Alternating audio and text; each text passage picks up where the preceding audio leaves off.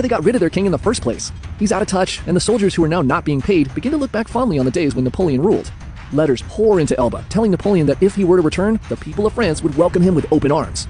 So, as he watches the sun set, Napoleon quietly decides to once again change the course of history. He orders the repair of his ship, the Inconstant, and in the dark of night on Sunday, February 26, 1815, Napoleon and 1,000 of his most loyal soldiers leave Elba and set sail for the European coast.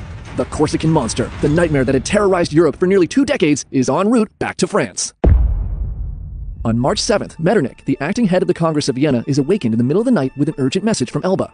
Upon hearing the report, a chill runs down his spine. Napoleon is missing. Within the hour, he gathers the leaders of Europe together and shares the news, and the Congress of Vienna immediately falls into chaos. Everyone begins to panic and point fingers at each other. The English are blamed for letting him escape, the French for not providing Napoleon's promised allowance, the Russians are considered as potential turncoats. But in the end, it does not matter. The greatest threat to Europe has returned, and all they can do is prepare for war. On March 1st, Napoleon sets foot onto French soil for the first time in 300 days and begins his march to Paris. The king orders the 5th Regiment to find Napoleon and stop him, using lethal force if necessary.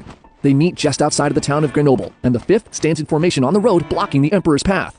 Napoleon's guard ready their weapons, and the two armies size each other up. The king's soldiers stare down the barrels of their guns, locked on the man who had ruled them all less than a year ago. Napoleon steps forward, holds out his arms and shouts,